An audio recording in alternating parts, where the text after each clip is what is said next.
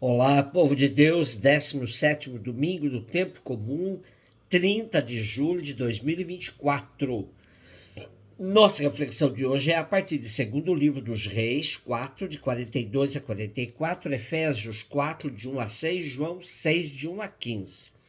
Naqueles dias, veio também um homem de Baal-Salisa, trazendo em seu alforje para Eliseu, o homem de Deus, pães dos primeiros frutos da terra. Eram 20 pães de cevada e trigo novo.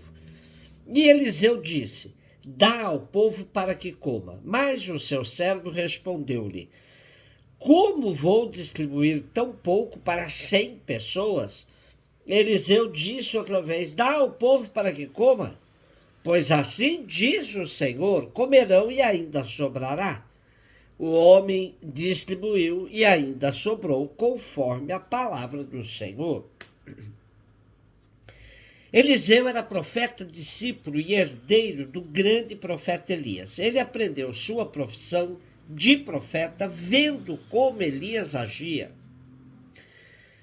Quando o profeta Elias partiu para o céu numa carruagem de fogo, era assim que o povo descrevia a sua morte, entregou a Eliseu uma parte do seu manto e o fez seu sucessor. O profeta Eliseu exerceu sua missão no ano 800 a.C. e, sobretudo, os pobres gostavam de contar muitas histórias a seu respeito. Dentre estas histórias que o povo simples contava sobre Eliseu é a que lemos hoje. É muito significativa. Um homem dá a Eliseu 20 pães de cevada e trigo novo. Esses pães não eram quaisquer pães, pois eram os primeiros frutos da terra. As primícias, ou seja, os primeiros frutos devem ser oferecidos a Deus. Essa era a prática. Os primeiros frutos que o lavrador colhia devia oferecer a Deus. E aqui está a grande lição que Eliseu dá ao povo, e que o povo jamais iria esquecer. O que é de Deus deve servir para o bem dos pobres. Por isso, Eliseu manda distribuir os pães ao povo. Tudo que é de Deus é abundante, pois Deus não é mesquinho, não é sovina, pão duro. O servo do profeta Eliseu ainda estava com a cabeça no velho esquema de que só pode distribuir depois de muito acumular. Por isso ele pergunta: como vou distribuir tão pouco para 100 pessoas? Eliseu lhe ensina que quando há partilha dos bens, o pouco se transforma em muito.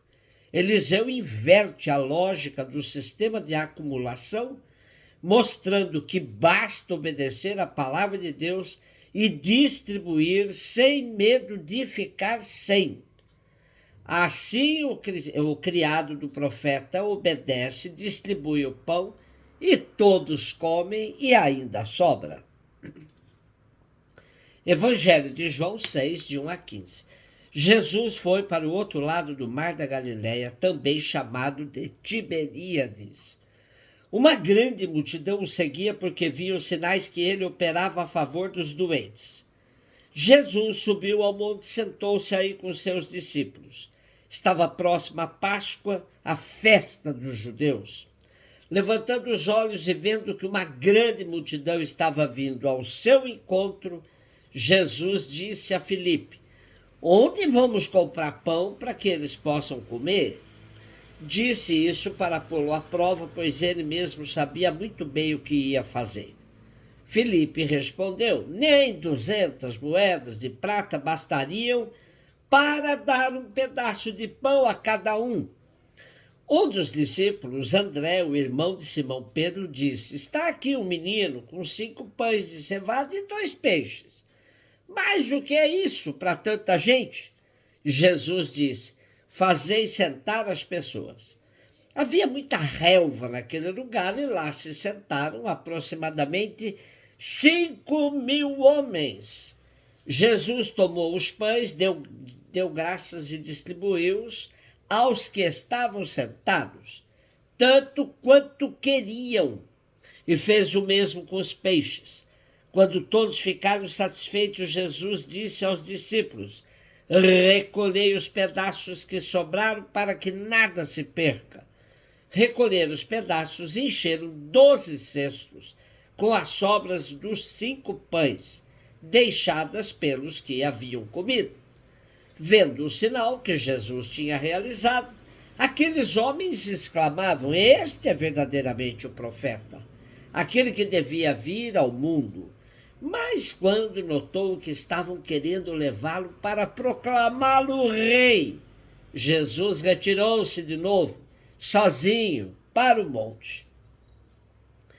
O relato da multiplicação dos pães é grandioso, pois a partir de 5 pães e 2 peixes, Jesus mata a fome de aproximadamente 5.000 homens. Certamente nesse meio tinha mulheres e crianças, que não são contados, pois o relato da época obedece à cultura judaica, onde mulheres e crianças nem são levados em conta.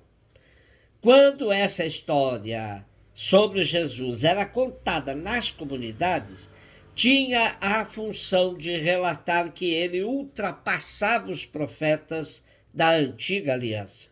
Jesus era mais grandioso que todos os grandes personagens do Primeiro Testamento. Da mesma forma como agiu o servo do profeta Eliseu, agiu Filipe. Ele também acreditava que para partilhar é preciso antes acumular. Logo fez o cálculo de quantas moedas seriam necessárias, muito mais que 200. André, ainda que meio tímido, arriscou dizer a Jesus: há um menino aqui com 5 pães, 2 peixes. E da mesma forma que Filipe duvidou do poder da partilha e perguntou: o que é isso para tanta gente? Bem no começo do Evangelho, João nos diz que se tratava de uma grande multidão que seguia Jesus porque via os sinais que ele fazia em favor dos pobres e doentes. Trata-se, portanto, de gente carente esperando a cura que Jesus podia fazer na sua vida.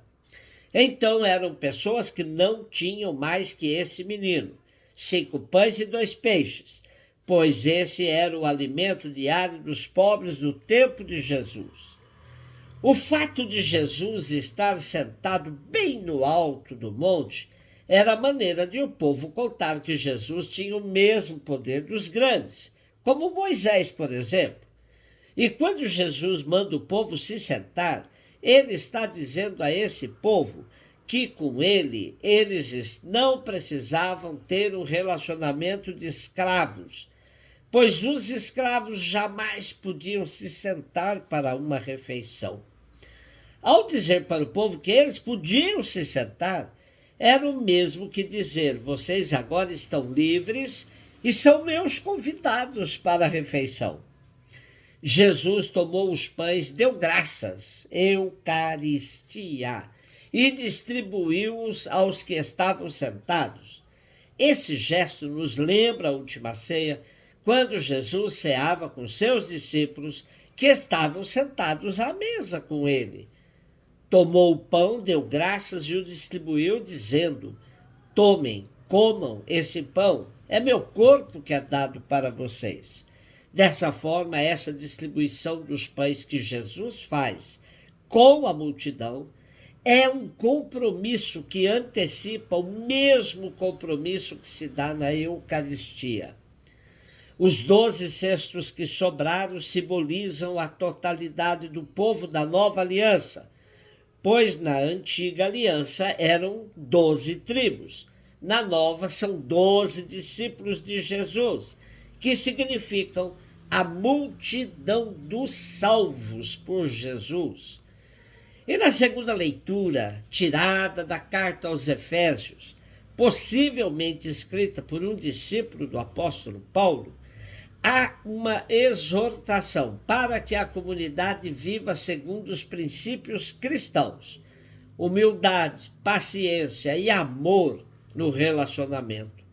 Quem come do pão que é Jesus se converte num discípulo seu e deverá defender a vida na unidade, mesmo sabendo das diferenças que caracterizam os membros da comunidade.